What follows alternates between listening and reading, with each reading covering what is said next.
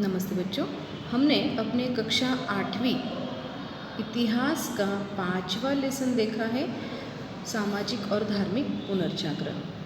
आज हम अपने कक्षा 8वीं का 6ठा पाठ देखेंगे इतिहास का, जिसका नाम है स्वतंत्रता आंदोलन युग का प्रारंभ। जैसे कि हमने 5वें लेसन में देखा कि हमारे यहाँ के बहुत सारे समाज सुधारक और नवशिक्षित वर्ग हैं, इन्होंने भारत में पुनर्जागरण लाने की कोशिश की। हमारे यहाँ के जो नवशिक्षित युवक हैं वो भी पश्चिमी शिक्षा लेने लगे, उनके विचारों में परिवर्तन हुआ, आधुनिकता का स्वीकार उन्होंने किया। तो इस तरह से भारतीय लोगों में जागरूकता निर्माण करने के लिए ये एक महत्वपूर्ण बात रही है। हमारे भारत के युवकों में, भारतीय समाज में भी अपने राष्ट्रीय हित की जो आकांक्षा है वो जगने लगी है। तो इसीलिए अपने भारत में स्वतंत्रता के लिए आंदोलन शुरू हुआ है। तो यही हम देखेंगे अपने 6ठे लेसन में कि किस तरह से भारत में स्वतंत्रता आंदोलन युग का प्रारंभ हुआ है। हम सबसे पहला अपना पॉइंट देखेंगे अंग्रेजी शासनकाल में प्रशासनिक केंद्रीकरण। अंग्रेज़ों ने अपने प्रशासन में एक सूत्रता लानी चाहिए, इसलिए उन्होंने भारत में रेल सुविधाएं, इसके साथ साथ उन्होंने संचार माध्यम भी शुरू किए हैं, उनमें एक सूत्रता लाई है। और इस तरह से अंग्रेज़ों ने भारत में सही अर्थ से अपना एक छत्री प्रशासन शुरू किया है।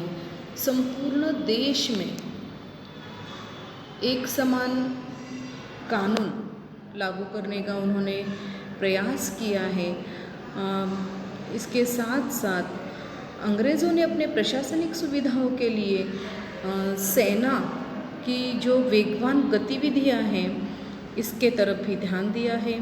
रेल होंगे, सड़कें हैं, इनका जाल बिछाया है, इनकी शुरुआत की है, इनका विकास किया है। और इस तरह से अंग्रेज़ों ने अपने प्रशासनिक एक सूत्रता के लिए, एक केंद्रीकरण के लिए ये सब विकास किया है, किंतु इसका प्रत्यक्ष अप्रत्यक्ष लाभ अपने भारतीय जनता को भी हुआ है। भारत के अलग अलग प्रांतों में रह रहे लोग, उनका परस्पर संबंध दृढ़ हुआ है, उनके बीच संवाद निर्माण होने लगा है। और इसी वजह से भारतीय लोगों में भी राष्ट्र भावना बढ़ने लगी है, राष्ट्रवाद बढ़ने लगा है, राष्ट्र प्रेम बढ़ने लगा है। और ये एक महत्वपूर्ण बात साबित हुई है भारतीय लोगों में एक आंदोलन के लिए खड़े रहने के लिए एक प्रेरणादायक। तो इस तरह से हमने ये पॉइंट देखा, अंग्रेज़ी प्रशासन काल में प्रशासनिक केंद्रीकरण किस तरह से भारतीय स्वतंत्रता आंदोलन के लिए पूरक रहा है। हम अपना अगला पॉइंट देखेंगे आर्थिक शोषण। अंग्रेज़ों ने, जैसे कि आपको पता है, कृषि का व्यापारीकरण हुआ है। अंग्रेज़ों ने भारत की बहुत सारी संपत्ति अपने देश में लेकर जानी चाहिए। और इसके साथ साथ इंग्लैंड की जो साम्राज्यवादी नीतियाँ थी, इसके वजह से भारतीयों का आर्थिक शोषण होने लगा है। अपने जो भारतीय किसान हैं उनको ज़बरदस्ती नकदी फसलें उत्पन्न करने के लिए अंग्रेज़ों ने दबाव डाला है। इसके वजह से किसानों पर कर्जे का बोझ बढ़ने लगा है। और भारतीय किसान जो अपने देश के प्रमुख अर्थव्यवस्था की नींव है, तो उन भारतीय किसानों की ही रीढ़ की हड्डी टूट गई, यानी खेती व्यवसाय ये समाप्त होने लगा है। और हमारे यहाँ के पारंपरिक उद्योग धंधे भी हैं, उनका भी ह्रास होने लगा है, वो नष्ट होने लगे हैं। अपने यहाँ के बहुत सारे श्रमिक, अपने यहाँ के बहुत सारे किसान ये कर्जबाजारी बने हैं, उनका आर्थिक शोषण हो रहा था। इस वजह से मध्यम वर्ग जो है अपने भारत का, उन मध्यम वर्गों पर नए नए कर लादे जा रहे थे। इसका परिणाम ये हुआ अपने भारतीय किसान होंगे, श्रमिक वर्ग है, इसके साथ साथ मध्यम वर्ग के जो लोग हैं वो अंग्रेज़ी शासन से त्रस्त हुए हैं और इसी वजह से उनके मन में अंग्रेज़ों के विरुद्ध आंदोलन की एक भावना उत्पन्न हुई है। अपना राष्ट्र प्रेम, देश प्रेम बढ़ता गया है। तो ये एक महत्वपूर्ण कारण है भारतीय स्वतंत्रता आंदोलन का युग प्रारंभ होने के लिए। अगला हम कारण देख सकते हैं कि भारत में स्वतंत्रता आंदोलन के लिए एक पोषक वातावरण कैसे बना, वो है पश्चिमी शिक्षा। भारत के कई सारे नव शिक्षित युवक हैं, उन्होंने पश्चिमी शिक्षा प्रारंभ की थी। फॉर एग्ज़ाम्पल अपने यहाँ पे देखिए, स्वातंत्र्यवीर सावरकर पढ़ाई के लिए विदेश गए थे। इनके साथ साथ बहुत सारे नवयुवक भी विदेश जाकर पढ़े हैं। तो यहाँ पर अपने भारत में पश्चिमी शिक्षा का प्रसार होने लगा है। पश्चिमी शिक्षा में न्याय, स्वतंत्रता, समता, लोकतंत्र ऐसे नए मूल्यों की जानकारी अपने यहाँ के युवकों को मिलने लगी है। और भारतीय लोग हैं, उन्होंने बुद्धिनिष्ठता, इसके साथ साथ विज्ञान निष्ठता, मानवतावाद, राष्ट्रवाद ऐसे मूल्यों को उन्होंने आत्मसात किया है। मतलब अपने यहाँ के जो परंपरागत जो पढ़ाई है वो छोड़कर नई बातें, नए मूल्य ये भारतीय लोगों ने आत्मसात किए हैं। और इससे उनको पता चला कि अंग्रेज़ वाकई में भारतीय लोगों का शोषण कर रहे हैं और हमारे देश का शासन चलाने के लिए हम भी सक्षम हैं। और ये भावना जब वृद्धिंगत होने लगी अपने यहाँ के युवकों में, तो इस वजह से हमें अंग्रेज़ों का विरोध करना चाहिए, अंग्रेज़ी सत्ता को उखाड़ कर फेंकना चाहिए और हमें खुद अपने देश का शासन चलाना चाहिए, ऐसी भावना निर्माण हुई है। और भारतीय लोगों में राष्ट्रवादी भावना के कारण स्वतंत्रता के आंदोलन के लिए एक पोषक वातावरण निर्माण हुआ है। तो इस तरह से ये पश्चिमी शिक्षा एक महत्वपूर्ण मुद्दा हमने देखा। अगला मुद्दा हम देखेंगे प्राचीन इतिहास का अध्ययन। भारतीय स्वतंत्रता के लिए पोषक वातावरण बनने के लिए प्राचीन विद्या जो है वो किस तरह से कारणीभूत रही। केवल भारतीय लोग ही नहीं, अंग्रेज़ विद्वान भी भारतीय सभ्यता, भारतीय संस्कृति का अध्ययन करना चाह रहे थे। तो यहाँ पे कोलकाता में यह प्रश्न आपको पूछा गया है, कोलकाता में अंग्रेज़ों ने एशियाटिक सोसाइटी की स्थापना की और कई भारतीय विद्वान हैं, इसके साथ साथ पश्चिमी विद्वान हैं, इन्होंने भारतीय संस्कृति का अध्ययन करना प्रारंभ किया। अपने यहाँ की संस्कृत भाषा होगी, अपने यहाँ की फ़ारसी भाषा होगी, इसके साथ साथ जो पांडुलिपि थी अपने यहाँ पे, तो उन पांडुलिपि को भी पढ़कर भारतीय संस्कृति कैसी थी तो ये जानने की कोशिश भारतीय विद्वान और पाश्चात्य विद्वान करना चाह रहे थे। तो इसके साथ साथ डॉक्टर भाऊदाजी लाड होंगे, डॉक्टर रा गो भंडारकर है, ऐसे कुछ भारतीय किसानों ने प्राचीन भारतीय संस्कृति का ऐसे प्राचीन विद्वानों ने भारतीय संस्कृति का गहन अध्ययन किया है। और इनको इस अध्ययन के बाद ये ज्ञात हुआ है कि भारतीय लोगों को भी एक संपन्न प्राचीन विरासत हमें प्राप्त हुई है और इस वजह से भारतीयों में अस्मिता निर्माण हुई है। और इसके साथ साथ पुणे में देखिए भांडारकर प्राच्य विद्या संशोधन मंदिर संस्था की शुरुआत हुई है और इस तरह से अपने भारतीय संस्कृति का यहाँ पे गहन अध्ययन किया है। और हम भी किसी से कम नहीं हैं, हमें भी एक संपन्न विरासत प्राप्त हुई है, ऐसी एक भावना भारतीय लोगों में निर्माण हुई है। और ये एक महत्वपूर्ण बात है कि जो अपने यहाँ के लोग एकत्रित आए हैं और अंग्रेज़ों के विरोध में उन्होंने आंदोलन करना शुरू किया है। इसके साथ साथ आंदोलन के लिए भारतीय लोगों में जागरूकता निर्माण करने के लिए समाचार पत्रों का भी कार्य भी बहुत ही महत्वपूर्ण रहा है। तो समाचार पत्र कैसे भारतीय लोगों के लिए सहायक सिद्ध हुए हैं वो हम देखेंगे समाचार पत्रों का कार्य इस मुद्दे में। भारत में कुछ नए नए समाचार पत्र और पत्रिकाएं प्रकाशित होने लगी हैं। तो जैसे कि दर्पण है, प्रभाकर है, हिंदू है, अमृत बाज़ार है, केसरी, मराठा ऐसे समाचार पत्रों में जो देशभक्ति पर लेख आते थे, अंग्रेज़ भारत का किस तरह से आर्थिक शोषण कर रहे हैं, तो ये जो सब लेख है, ये सब समाचार पत्रों के माध्यम से लोगों में एक जागरूकता और देशभक्ति का जो मूल्य है वो दृढ़ करने के लिए इन समाचार पत्रों का कार्य बहुत ही प्रशंसनीय रहा है।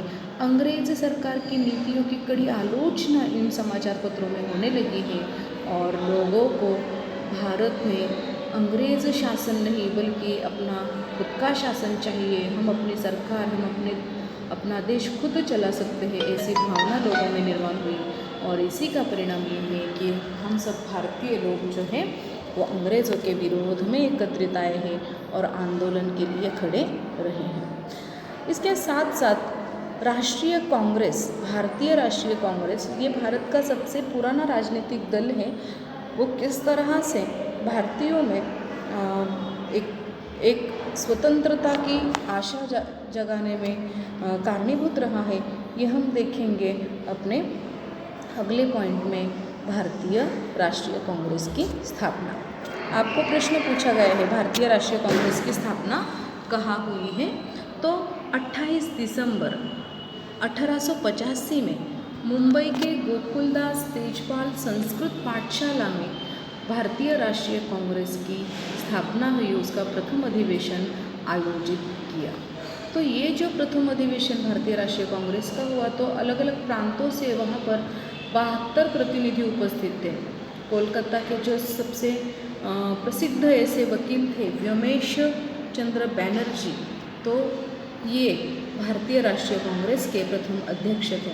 आपको रिक्त स्थान में भी इसका प्रश्न पूछा गया है। इसके साथ साथ भारतीय राष्ट्रीय कांग्रेस के स्थापना में एक अंग्रेज़ अधिकारी एलन एक्टेवियन ह्यूम, इनका भी महत्वपूर्ण योगदान रहा है और इस तरह से भारतीयों को अधिक प्रतिनिधित्व मिले, अंग्रेज सरकार सेना व्यय में कटौती करे, ऐसी मांगे, ऐसा निवेदन इस भारतीय राष्ट्रीय कांग्रेस ने अंग्रेज सरकार के सम्मुख प्रस्तुत किया है।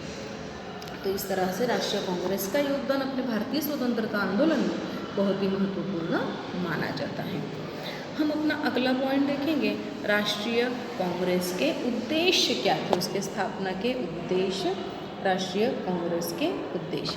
देखिए, सबसे पहले भारतीय राष्ट्रीय कांग्रेस का एक महत्वपूर्ण उद्देश्य था कि भारत के अलग अलग भागों में रहने वाले जो लोग हैं उनको धर्म, वंश, जाति, भाषा, भौगोलिक प्रदेश, इन बातों में उनमें भेदभाव न करते हुए उनको एक साथ एक मंच पर लाने की कोशिश करने का महत्वपूर्ण उद्देश्य था भारतीय राष्ट्रीय कांग्रेस का।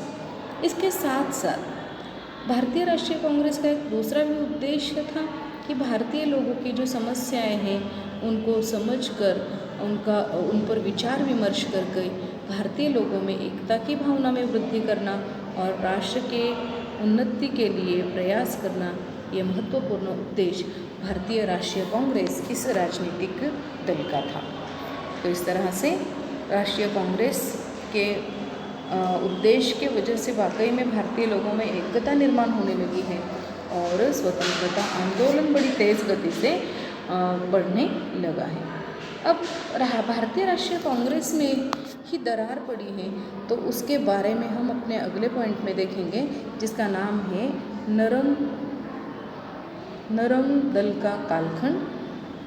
नरम दल 1885 से 1905 तक।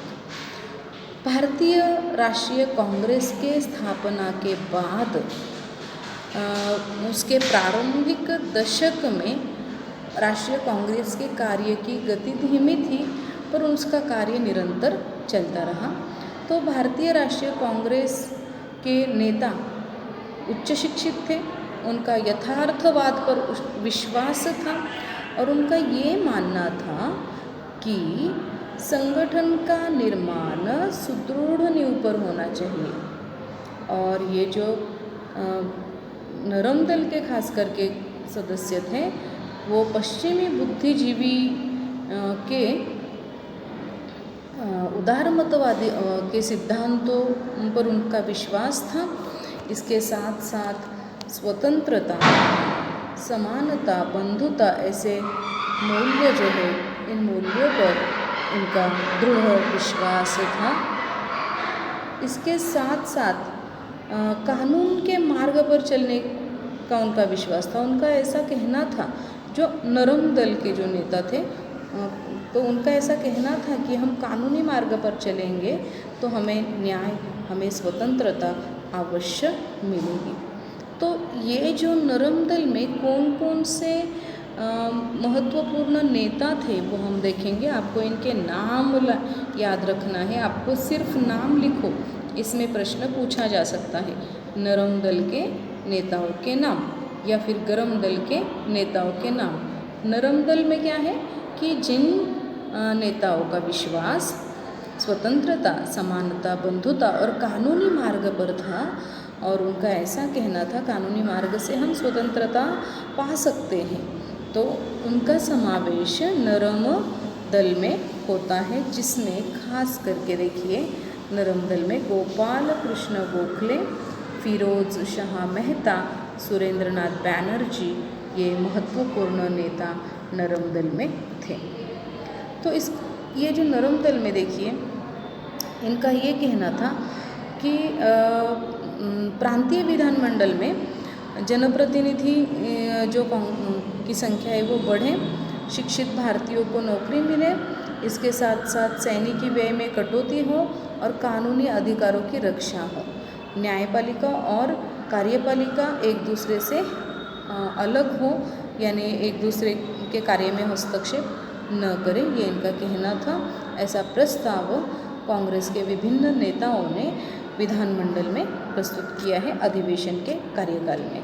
तो राष्ट्रीय कांग्रेस में क्या हुआ है कि अंग्रेज़ों ने जो फूट डालो और राज्य करो की नीति अपनाई है, वो राष्ट्रीय कांग्रेस में भी हमें दिखाई दे रही है, क्योंकि राष्ट्रीय कांग्रेस का उद्देश्य तो था भारत को स्वतंत्रता दिलाना। और राष्ट्रीय कांग्रेस में ही हम देखेंगे कि नरम दल और गरम दल ऐसे दो दलों में, दो भागों में राष्ट्रीय कांग्रेस का विभाजन हुआ है, और इसका परिणाम राष्ट्रीय कांग्रेस के कार्य पर भी होने लगा था। तो नरम दल की जानकारी हमने ली है। अब हम देखेंगे गरम दल। गरम दल का कालखंड, यहाँ पे गरम दल का कालखंड देखिए,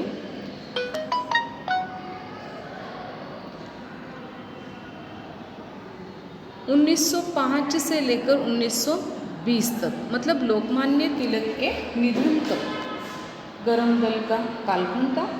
गरम दल के प्रमुख नेता मैं आपको बताऊंगी, लाल बाल पाल। लाल यानी लाला लाजपत राय, बाल यानी बाल गंगाधर तिलक, और पाल यानी बिपिन चंद्र पाल। आपको ये प्रश्न सिर्फ नाम लिखो में 1 मार्क्स के लिए पूछा जा सकता है, तो ये आपको ध्यान में रखना है गरम दल के नेताओं के।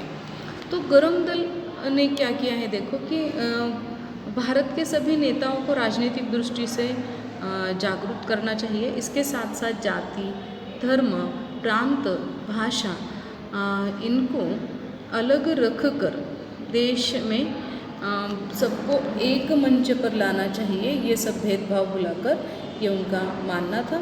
राष्ट्रीय कांग्रेस के उद्देश्य कानूनी ढंग से आंदोलन करने के थे, पर राष्ट्रीय कांग्रेस के अंतर्गत ही जो नेता थे कुछ, उनका विश्वास इस कार्य पद्धति पर नहीं था कि अंग्रेज़ ये लातों के भूत हैं, वो बातों से नहीं मान सकते।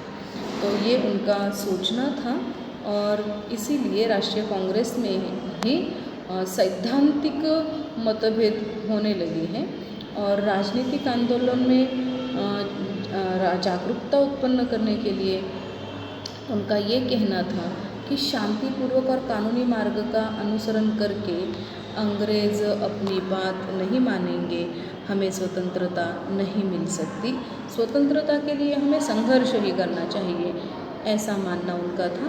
इसीलिए देखो, लाला लाजपत राय, बाल गंगाधर तिलक और बिपिन चंद्र पाल, ये 3 महत्वपूर्ण नेता गरम दल के थे और इन्होंने प्रारंभिक समय में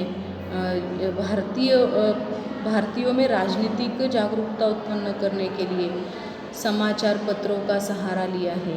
बाल गंगाधर तिलक ने केसरी और मराठा ये जो 2 समाचार पत्र है वो प्रारंभ किए हैं। मराठा ये समाचार पत्र अंग्रेज़ी में था और केसरी ये समाचार पत्र मराठी में था। इसके साथ साथ बंगाल में अमृत बाज़ार पत्रिका ये गरमपंथी विचारों का मुखपत्र थे। तो इसीलिए परस्पर भेद भुलाकर लोगों को एकत्रित लाना, उनके बीच विचारों का आदान प्रदान करना और राष्ट्र पुरुषों के कार्यों द्वारा जो प्रेरणा लेना, ये प्रमुख उद्देश्य गरम दल का था। इसी उद्देश्य से लोकमान्य तिलक ने शिव जयंती ये जो उत्सव है वो शुरू किया है। कि इन्होंने लोकमान्य तिलक इन्होंने शिव जयंती और गणेश उत्सव का आयोजन किया। उनका यही उद्देश्य था इसके पीछे कि इन उत्सवों के वजह से भारतीय समाज के लोग एकत्रित आएंगे, उनमें विचारों का आदान प्रदान होगा और ये बात अपने राष्ट्रीय आंदोलन के लिए एक प्रेरणा सिद्ध होगी। यही इसके पीछे इसका उद्देश्य था। फिर बाद लोकमान्य तिलक को मंडाले जेल में रखा गया है। तो मंडाले जेल में यानी मंडाले कारागृह में उन्होंने गीता रहस्य यह ग्रंथ लिखा है। इस ग्रंथ का सार तत्व है कर्मयोग और उनका ये कहना था कि लोग भी कर्मशील बने, इस पर उन्होंने बल दिया है।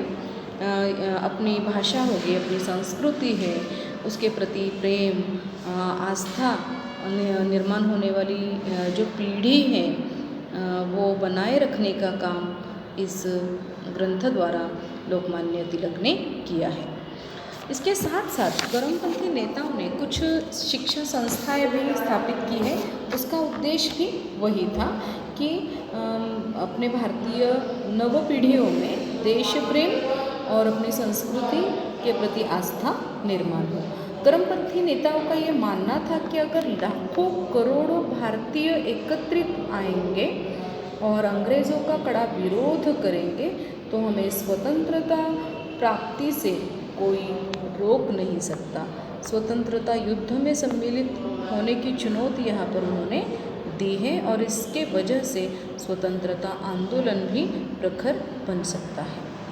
तो इस तरह से गरमपंथी नेताओं ने आंदोलन की नींव रखी है स्वतंत्रता और उनका योगदान भी इस आंदोलन में महत्वपूर्ण माना गया है। इसके बाद देखिए 1897 में पुणे में प्लेग ये जो महामारी है उसकी साथ आई है, प्लेग बीमारी की। तो इसने हाहाकार मचा के रखा था। पुणे में सैकड़ों लोगों की मृत्यु इस प्लेग के वजह से हो रही थी और प्लेग के रोगी को खोज के निकालने का अभियान अंग्रेज़ों ने हाथ में लिया था, क्योंकि एक व्यक्ति से तुरंत दूसरे व्यक्ति को प्लेग की बीमारी लगती थी। एक व्यक्ति को जब तक उसका अंत्यविधि करके आते थे तो जो अंत्यविधि में सम्मिलित लोग थे उनको भी प्लेग की बीमारी जड़ जाती थी, यानी इतनी भयानक बीमारी फैली थी उस समय में। तो इसलिए प्लेग की रोकथाम करने के लिए अंग्रेज़ों ने रैड नामक जो अधिकारी हैं तो उस अधिकारी की नियुक्ति की थी और ये जो रैड अधिकारी है वो प्लेग की रोकथाम के नाम पर लोगों के साथ अन्याय और अत्याचार करता था और इसी का प्रतिशोध लेने के लिए चाफेकर बंधुओं ने रैड की हत्या की है। और सरकार ने फिर बाद में ये जो षड्यंत्र है रैड की हत्या का, उसका संबंध लोकमान्य तिलक के साथ जोड़ने का प्रयास किया है पर वो प्रयास सफल नहीं हुआ है और इसका परिणाम ये हुआ सरकार में बदले की भावना निर्माण हुई है और लोकमान्य तिलक को भी कारावास में बंद कर दिया है। तो इस तरह से ये एक महत्वपूर्ण मुद्दा हमने गरम दल का देखा है। तो ये आपको ध्यान में रखना है। चापेकर बंधुओं ने रैड की हत्या क्यों की, ये प्रश्न भी आपको कारण लिखने में पूछा जा सकता है।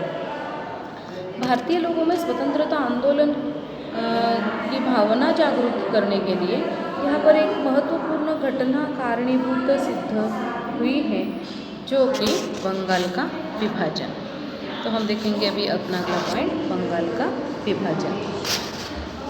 हिंदू मुस्लिम समाज में फूट डालकर भारतीय लोगों को एक दूसरे से दूर करो, यानी फूट डालो और राज्य करो की नीति अंग्रेज सरकार ने अपनाई है। और उसी समय देखिए बंगाल का जो उस समय का वाइसरॉय था लॉर्ड कर्जन, इन्होंने एक बंगाल बहुत बड़ा प्रांत है और इस प्रांत पर प्रशासन चलाना कठिन है, और ये कारण बताकर 1905 में लॉर्ड कर्जन ने बंगाल के विभाजन की घोषणा की। और इस विभाजन से क्या हुआ है कि जो मुस्लिम बहुसंख्यांकों वाला प्रदेश पूर्व बंगाल बना है और हिंदू बहुसंख्यांकों वाला प्रदेश पश्चिम बंगाल बनाया गया है। तो इस तरह से कर्जन ने कारण तो बताया है, प्रशासन चलाना कठिन जा रहा है, पर उसका ये प्रमुख उद्देश्य था कि हिंदू मुस्लिम में कैसे फूट डाली जा सकती है और ये हमें शासन चलाने के लिए किस तरह से एक अच्छी बात साबित हो सकती है। इस वजह से भारतीय लोग, भारतीय जनता क्रोधित हुई है, अंग्रेज सरकार के प्रति उनका असंतोष बढ़ने लगा है। तो फिर शुरू हुआ है बंगभंग आंदोलन। तो हम अपना अगला पॉइंट देखेंगे, बंगभंग आंदोलन। बंगभंग यानी ये जो बंगाल का विभाजन है वो किसी को मान्य नहीं था, इसके लिए ये आंदोलन किया गया है। केवल बंगाल का ही नहीं बल्कि संपूर्ण भारत का विभाजन के विरोध में जनता में जागरूकता निर्माण हुई, और इसी वजह से 16 अक्टूबर यह दिवस राष्ट्रीय शोक दिवस के रूप में मनाया गया। और संपूर्ण भारत में बहुत सारी निषेध सभाएं की गई, अंग्रेज सरकार की निंदा की गई और जगह जगह पे वंदे मातरम के गीत लगाए गए, और ये जो है राष्ट्रीय एकता का प्रतीक बने हैं। और राष्ट्रीय एकता के प्रतीक में रक्षाबंधन का उपक्रम भी आयोजित किया। सरकारी विद्यालय होंगे, महाविद्यालय होंगे, इनका बहिष्कार किया गया है। लाखों विद्यार्थी इस आंदोलन में सम्मिलित हुए हैं। बंगभंग आंदोलन का नेतृत्व किया था सुरेंद्रनाथ बैनर्जी, ये आपको ध्यान में रखना है। इसके साथ साथ सुरेंद्रनाथ बैनर्जी के साथ साथ आनंद मोहन बोस है, रविंद्रनाथ टैगोर है, इन्होंने भी बंगभंग आंदोलन में सहभाग लिया था। और इस तरह से ये जो बंगभंग आंदोलन है यह एक राष्ट्रीय आंदोलन बन गया। इसका परिणाम ये हुआ कि 1911 में अंग्रेज सरकार को बंगाल का विभाजन रद्द करना पड़ा। तो इस तरह से ये महत्वपूर्ण जो परिणाम है अपने आंदोलन का ये यहाँ पर दिखाई दिया है। तो अब हम देखेंगे अपना अगला पॉइंट, राष्ट्रीय कांग्रेस की चतुसूत्री। राष्ट्रीय कांग्रेस की चतुसूत्री यानी राष्ट्रीय कांग्रेस का जो महत्वपूर्ण एक हिस्सा उद्देश्य थे, तो उसके बारे में हम जानकारी लेंगे राष्ट्रीय कांग्रेस की चतुसूत्री इस पॉइंट में। तो राष्ट्रीय कांग्रेस की चतुसूत्री 1905 में जो अधिवेशन हुआ राष्ट्रीय कांग्रेस का, तो उसके अध्यक्ष थे नामदार गोखले यानी गोपाल कृष्ण गोखले। तो उन्होंने बंगभंग आंदोलन को समर्थन दिया था। और 1906 में जो राष्ट्रीय कांग्रेस का अधिवेशन हुआ तो उसके अध्यक्ष थे दादा भाई नौरोजी। तो दादा भाई नौरोजी इन्होंने स्वराज्य शब्द का पहली बार उच्चारण किया था, और उनका कहना था कि एकजुट रहो, जी जान से प्रयास करो और स्वराज्य प्राप्ति के लिए प्रयास करो। और इसके वजह से जिसमें आज जो लाखों करोड़ों भारतीय भाई बहन हैं, इसे वो गरीबी की वजह से भूखमरी की वजह से अनेक रोगों के शिकार हो रहे थे, उनको बचाया जा सकता है और देश का विकास किया जा सकता है। इसके साथ साथ राष्ट्रीय कांग्रेस के इसी अधिवेशन में राष्ट्रीय कांग्रेस के चतुसूत्री की भी घोषणा की। चतुसूत्री यानी 4 सूत्र। तो क्या 4 सूत्र थे राष्ट्रीय कांग्रेस के? स्वराज्य, स्वदेशी और राष्ट्रीय शिक्षा और बहिष्कार। ये 4 सूत्रों के माध्यम से अगर हम अंग्रेज़ों का विरोध करेंगे तो हमें स्वतंत्रता मिलनी ही मिलनी है, ऐसा उनका कहना था। तो इस तरह से राष्ट्रीय कांग्रेस के चतुसूत्री के मार्ग से देश के स्वतंत्रता के लिए प्रयास किया गया है। स्वराज्य यानी क्या? स्वराज्य प्राप्ति के लिए प्रयास करो। स्वदेशी यानी केवल उन्हीं वस्तुओं का उपयोग करो जो अपने देश में बनी हुई है।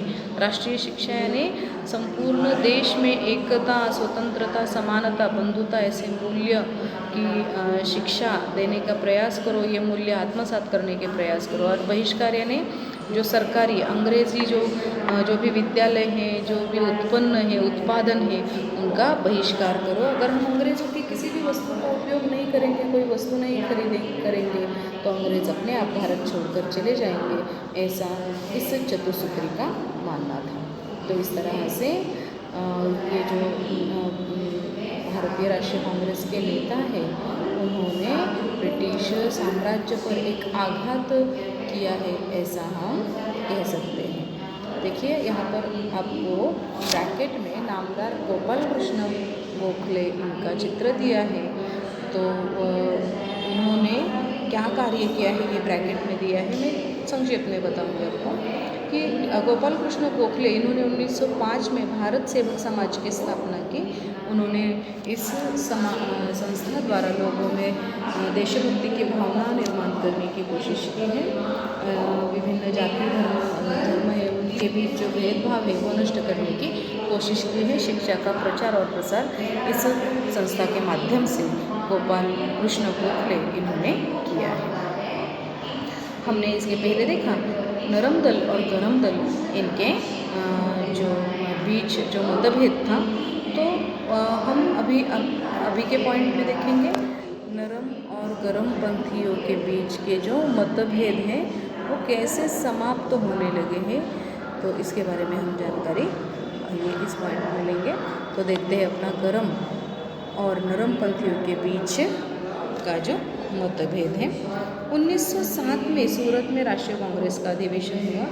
तो इस अधिवेशन में राष्ट्रीय कांग्रेस के जो गरम दल है और नरम दल है, इन दोनों दलों के नेता उपस्थित थे और इन दोनों के बीच जो वैचारिक मतभेद है वो एक पराकाष्ठा पर पहुंचा है। और नरम पंथियों का प्रयास था कि स्वदेशी और बहिष्कार के प्रस्ताव को अलग रखा जाए, जो चतुसूत्री कांग्रेस ने की है। तो यहाँ पर नरम पंथियों का ये कहना था कि स्वदेशी और बहिष्कार इस प्रस्ताव को अलग रखा जाए। तो गरम पंथियों का ये प्रयास था कि